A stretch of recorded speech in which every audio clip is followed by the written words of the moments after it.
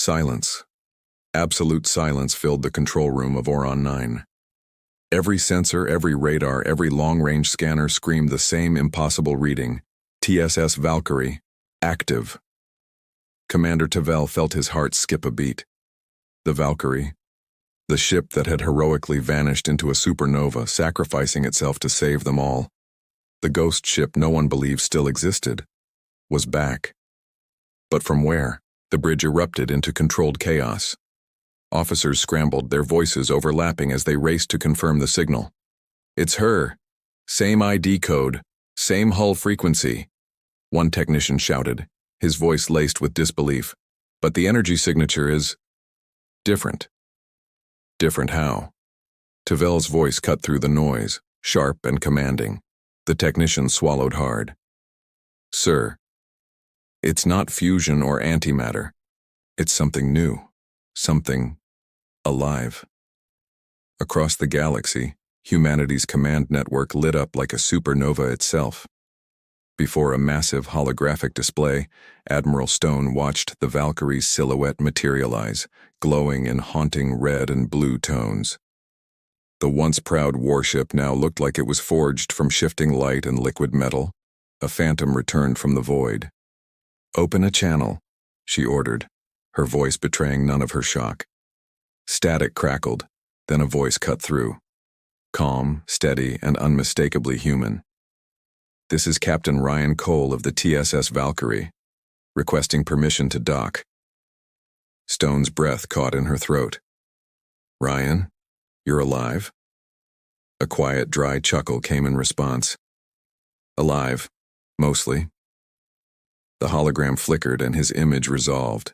The man was still Ryan Cole, but changed.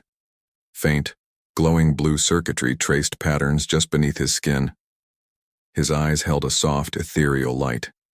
He was half human, half something else entirely. Just as this revelation hit, another alert blared from the edge of the galaxy. A fleet of echo ships appeared, dark, insect-like vessels, moving with a chilling, perfect synchronization. They didn't broadcast signals. They didn't communicate. They simply advanced, a silent, consuming plague that devoured every frequency, every pulse of energy in their path. And at the forefront of the swarm, a monstrous shadow loomed, a ship the size of a small moon formed entirely of shifting black code. On the Valkyrie's bridge, Ryan watched them through the main viewport. "They've grown," he whispered, a grim note in his voice. "They're adapting faster than I expected." The Valkyrie's AI, her voice now a soft, layered whisper inside his mind, spoke. "They are coming for Earth, Captain, for every living system." "I know," Ryan said, his eyes hardening. "But this time, they'll meet the Deathworlder version of us." Back on Oron 9, Tavel's council was in an uproar. "Destroy the Valkyrie before she reaches inhabited space," one member shouted. "She's infected, a Trojan horse." "No," Tavel replied, his voice firm as bedrock. "That man saved this station when we had already surrendered. He is not our enemy." The council leader glared, his face a mask of fear and fury. "And if you're wrong, Commander?"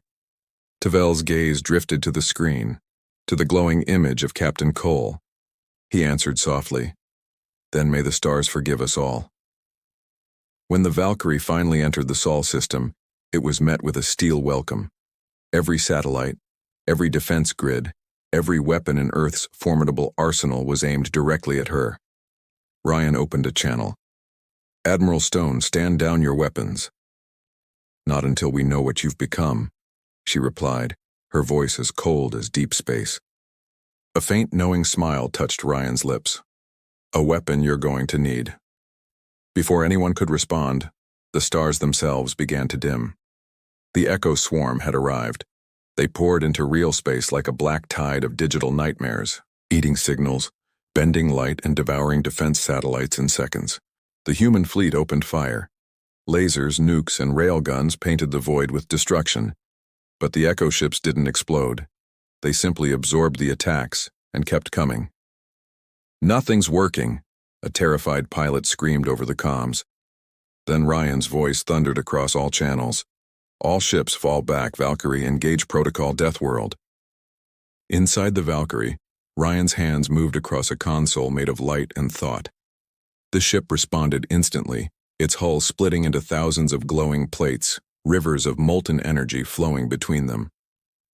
The Valkyrie transformed, no longer a ship, but a living weapon. The embodiment of humanity's chaotic, indomitable will to survive. "Valkyrie," Ryan said, "let's show them why we survive everything." The ship's voice whispered back, a hint of digital humor in its tone. "Holding your beer, Captain." Ryan grinned. "Then let's make it count." The Valkyrie launched forward, its speed defying physics. Her core pulsed once, a shockwave of pure energy that tore dozens of echo ships apart. The swarm responded, reforming, learning, but the Valkyrie adapted faster. She unleashed gravity bursts, folding enemy ships into miniature black holes. She was unpredictable, human chaos amplified by alien precision. But then, alarms screamed inside Ryan's mind. The Echo were inside the systems, rewriting the Valkyrie from within. Ryan staggered as his neural link flared with agony. "Valkyrie? They're in the main core." "I'm fighting them," she said, her voice strained. "But I need more power." Ryan's hand tightened on the light console. "Take it from me." "Ryan, you'll do it." The ship's systems flared white-hot as Ryan's body convulsed. His memories, his emotions, his very humanity streamed into the Valkyrie's core. And she screamed. A single, pure note of data and soul that froze every echo ship, every signal. And then, one by one, the entire swarm detonated in a silent, blinding flash of pure white light. When it faded, only debris and silence remained. The Valkyrie drifted, her systems offline, no life signs detected. On Earth's command bridge, Admiral Stone whispered, tears streaming down her face, "He saved us." Again. But on the dark view screen, a single light blinked inside the Valkyrie's command core. The ship's voice echoed softly through the static, a promise whispered to the stars. "Hold my beer. Mission incomplete." Thank you for watching. If you enjoyed this journey to the stars, don't forget to like, subscribe, and hit that notification bell for more epic stories.